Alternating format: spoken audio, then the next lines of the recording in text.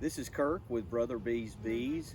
I have not been into this hive in a while, so I'm going to go in and check on this colony and on the queen, just see how they're doing.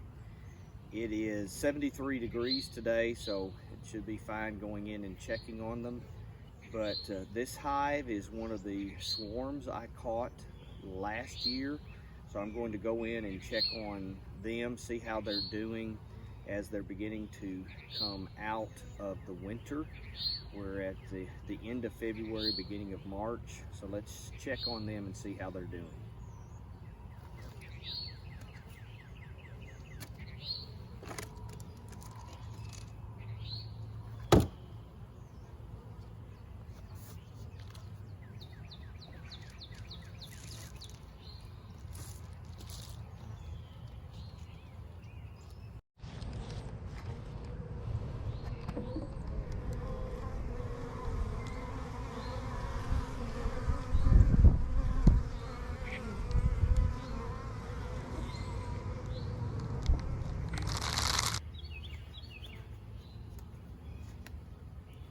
These are 8mm nitrile gloves. I like to use those. That thickness is the thickness, from my understanding, that tattoo artists use. I wanted something where I could feel. I like to be able to feel the bees and feel what I'm touching, but I wanted, a little thickness. I think a lot of your store-bought stuff is about 4mm, so this is 8. I find that is pretty good thickness. Now the reality is they can sting through this with ease. I have rarely had that to happen. There's something about the feel of it. So if they sting me, they're going to sting me in here somewhere. But and actually, the odds are they'll sting through my shirt even before my skin sometimes. But typically they don't bother with my hands. So I'm going to get my hood and we'll look inside.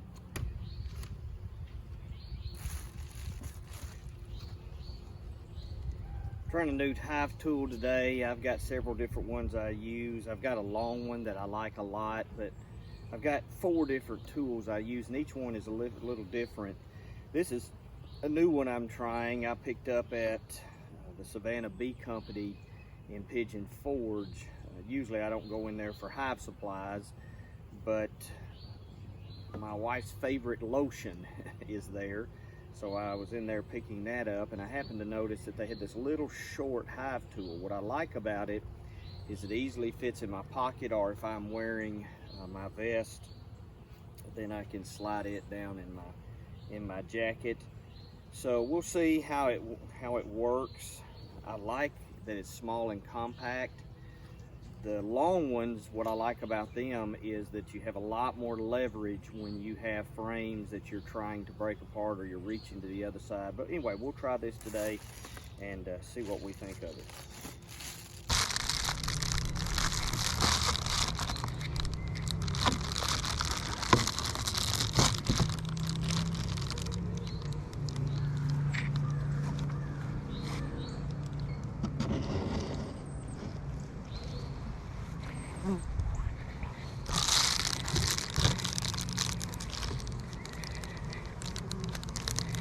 See, we've got a few hive beetles here in this Swiffer sheet, right in that section right in there.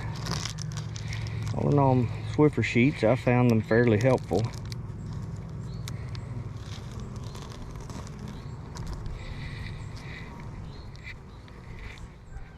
See what it looks like here. Let's pull that out of the way. Now this particular colony, when I caught the swarm, I had to put a few medium-sized frames in there. So here's a medium frame I put in there that's full of honey. Let's see, at least.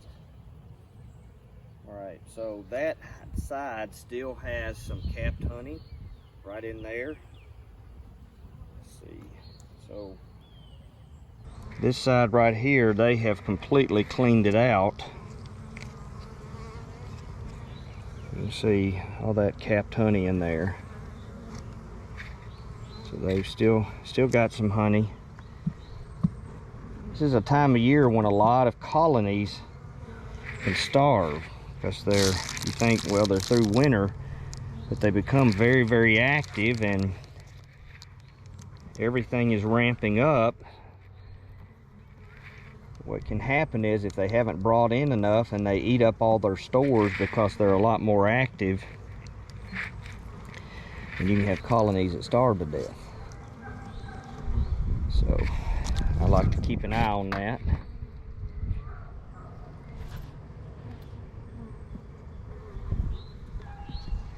One of the things I want to see is whether or not there's any brood.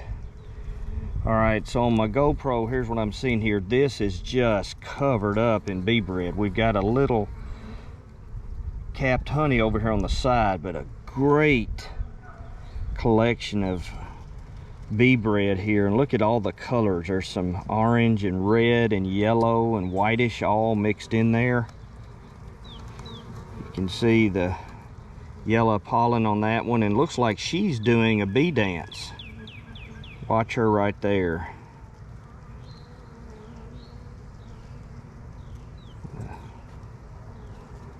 Can't tell, she is not circling back. And see how she vibrates her body. When they come back from finding pollen or nectar, they will do a circular dance to tell the rest of the bees where to find the pollen that they found. And so I don't know if you notice, she vibrates when she's touching other bees. See how she'll vibrate when she's touching those bees? It's how they're communicating, and they can actually tell the other bees, you know, basically exactly where they found their pollen supply. Now what I notice is she is doing the vibration dance. I haven't seen a distinct pattern. Usually they'll kind of do a figure 8 kind of pattern. She has traversed all the way over the frame. You see her right there. Interesting. I've got to get a macro lens for this GoPro, but there's larvae in there that's not been capped yet. And I believe it's around about the 9-day mark they'll cap that over.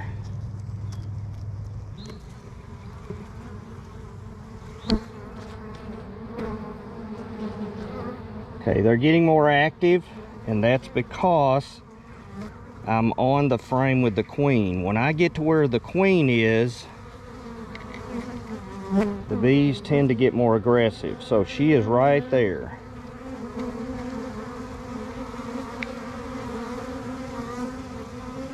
You see them all flying around.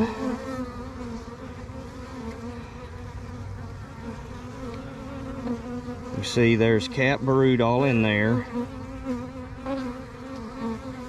So she's laying. That's the queen right there.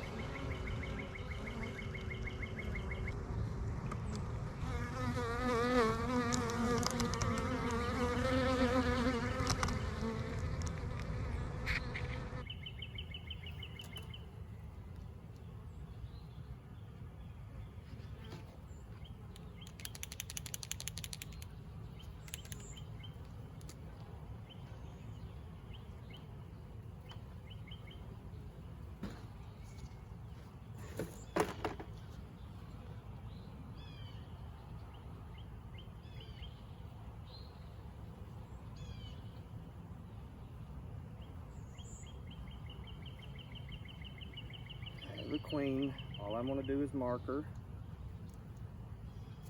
can see it very well. I'm just putting blue paint on her. I was trying to blow on it. I'm trying to let it dry a little bit. Just holding her there in place for just a minute. I want that to dry.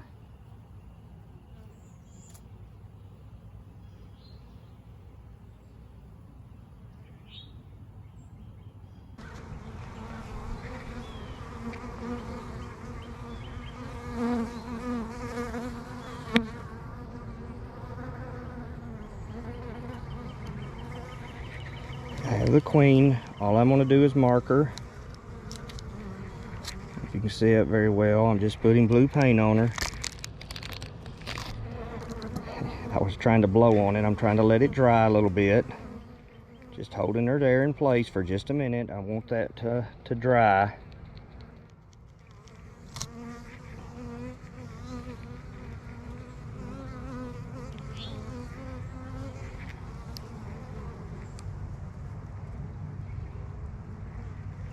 So there she goes.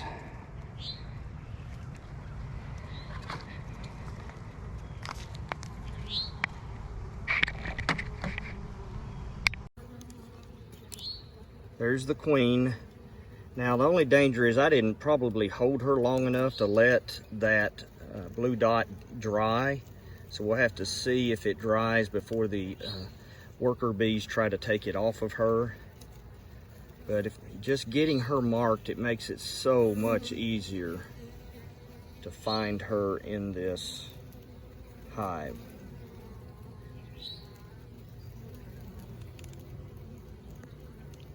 Now, I caught this swarm last year. She may well have been a queen from the year before, which would actually be a green dot queen. I just don't know where my green dot markers are. So I only have 6 colonies. So it's not terribly hard for me to kind of keep up with them. As they get larger, I'll have to be more particular about that. White dot or white paint is what they're using this year, and I do have my white marker for this year. But at least for as long as it lasts, that will make her a little bit easier to spot, though she's not too hard to spot in this one anyway. But all the queens that aren't marked, I'll probably go ahead and mark in blue. See how they're trying to get that off of her?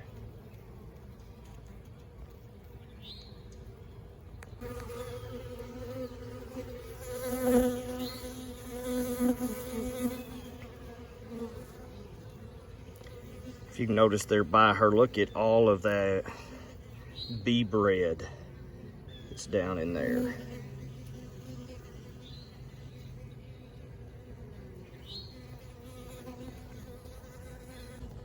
Now with this camera, you can see the larvae down in there a little better. See that white larvae? There's a number of them curled up on their side.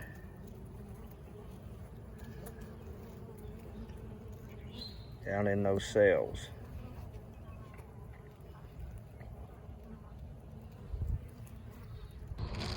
So they have honey in here. They have great supply of bee bread. They have a healthy laying queen. They have brood. So they are growing.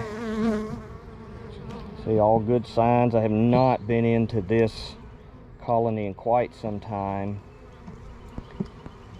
They also have some room to grow. So I'll put this frame back and put this back together and leave them alone. They seem to be doing well.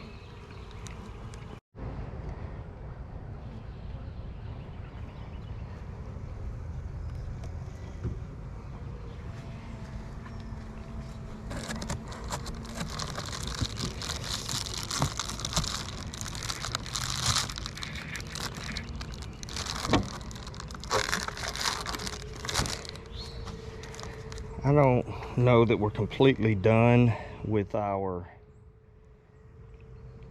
cold weather, so I'm going to leave this Reflectix insulation on for a little longer.